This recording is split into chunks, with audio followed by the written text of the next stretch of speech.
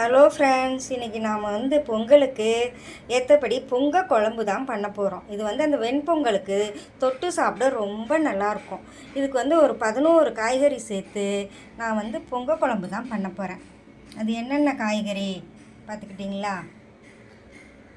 இந்த காய்கறிகள் எல்லாம் போட்டு இது பாருங்க, பச்சை மொச்சையும் வேக வச்சு வச்சுருக்கிறேன், கொத்தவரங்காயும் வேக வச்சு வச்சுருக்கிறேன், கத்திரிக்காய், உருளைக்கிழங்கு, வாழைக்காய் தண்ணிக்குள்ளே போட்டு வச்சுருக்கிறேன்.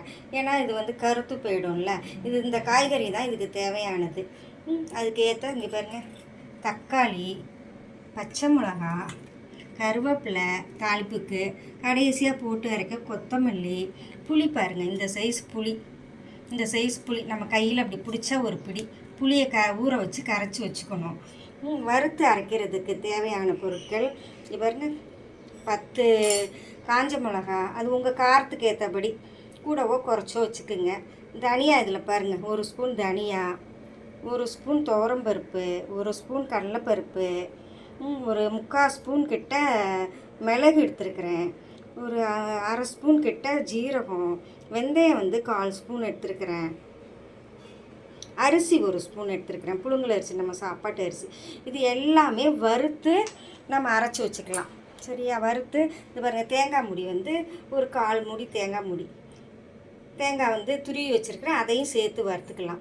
கடைசியாக இந்த துவரம்பருப்பு வேக வச்சு வச்சுருக்கிறேன், ஒரு 100 கிராம் கிட்ட வேக வச்சு வச்சுருக்கேன், அதையும் கடைசியாக போட்டு இறக்கிடலாம். கடைசியாக தாளிப்பதற்கு கடுகு, இது 2 காஞ்ச மிளகாய், ஜீரகம், கொஞ்சோண்டு வெந்தயம், இதுதான் தாளிப்பு. இது கடைசியாக தாளிச்சிக்கலாம். நம்ம இப்போ எப்படி செய்கிறதுன்னு பார்க்கலாம்.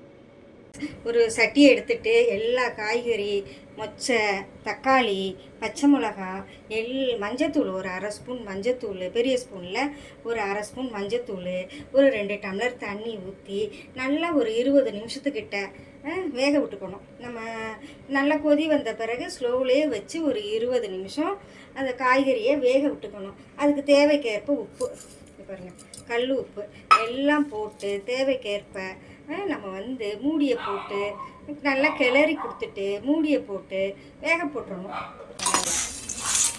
தேவையான எல்லாத்தையுமே போட்டு வறுத்துட்டு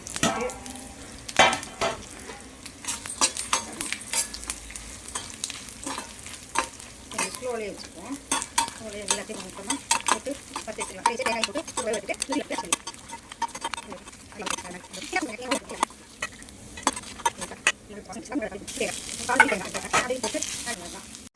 பாருங்கள் ஃப்ரெண்ட்ஸ், புளி தண்ணி கரைச்சி வச்சுட்டேன்.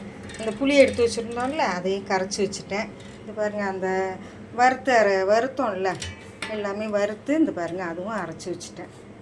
இப்போ காய் வெந்த உடனே புளி தண்ணியை ஊற்றிட்டு இந்த மசாலாவையும் போட்டுட்டு அந்த பருப்பு எடுத்து வச்சுருந்தேன்ல, பாருங்கள், இந்த பருப்பு 100 கிராம் வேக வச்சு வச்சுருந்தேன், இதையும் போட்டுருவோம். இது 3ஐயும் போட்டு நல்லா ஒரு 5 நிமிஷம் இல்லை ஒரு 3 நிமிஷம், ஏன்னா வெந்த காய் தானே, எல்லாத்தையும் போட்டு நல்லா அந்த பச்சை வாசனை போக கொதி வந்த பிறகு நம்ம தாளித்து கொட்டிடலாம். இது பாருங்கள், கொதி வந்த பிறகு தாளிச்சிடுவோம்.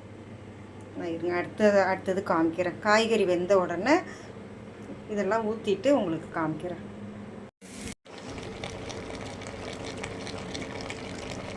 இப்போ பாருங்கள் ஃப்ரெண்ட்ஸ், காயெல்லாம் வெந்துருச்சு. காய் வேகணும், ஆனால் குலையக்கூடாது. இப்போ பாருங்கள், எல்லாமே நல்லா வெந்துருச்சு. இப்போ என்ன செய்யணும், அடுத்தது இந்த மசாலாவை போட்டுடலாமா? அரைச்சி வச்சுருந்தோம்ல, இந்த மசாலாவை போட்டுடுவோம். மசாலாவை போட்டுட்டு அடுத்தது இந்த புளித்தண்ணியை ஊற்றி நல்லா கிளறி கொடுங்க.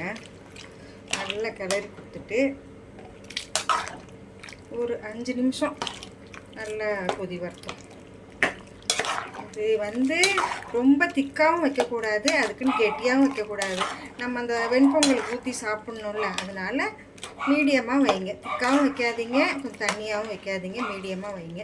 ஒரு 5 நிமிஷம் கொதிக்கட்டும். ஒரு 5 நிமிஷம் கொதி வந்த பிறகு நம்ம தாளித்து கொட்டி இறக்கிடலாம்.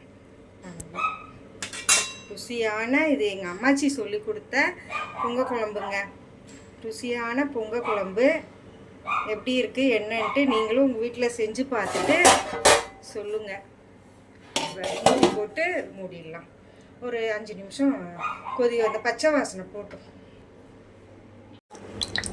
பாருங்க, குளிக்கரண்டியில் எண்ணெய் ஊற்றி எண்ணெய் காஞ்ச பிறகு தாளிப்பு கடுகு தாளிக்க எடுத்து வச்சுருந்தோம்ல. சாரி, நான் உங்களுக்கு பெருங்காயம் காமிக்க மறந்துட்டேன்.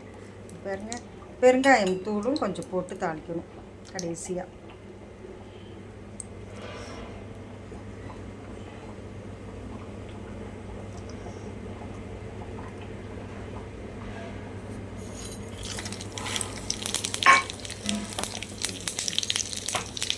தாளிப்பு ரெடி ஆகிட்டு இருக்குது. இதில் கொஞ்சம் பெருங்காயம் போட்டுக்கலாம். போட்டுட்டு பாருங்கள் ஃப்ரெண்ட்ஸ், குழம்பு நல்லா ரெடி ஆகிடுச்சா. இந்த பருப்பு வேக வச்சு வச்சுருந்தோம்மா, அதையும் போட்டுக்கணும். அதையும் போட்டு நல்லா கிளறி கொடுத்துட்டு அவ்வளோதான், முடிஞ்சிச்சு. தாளிப்பை போட்டு இறக்க வேண்டியதுதான். அந்த தாளிப்பு போட்டு இறக்கிடுவோமா. கருவேப்பிலை போட்டு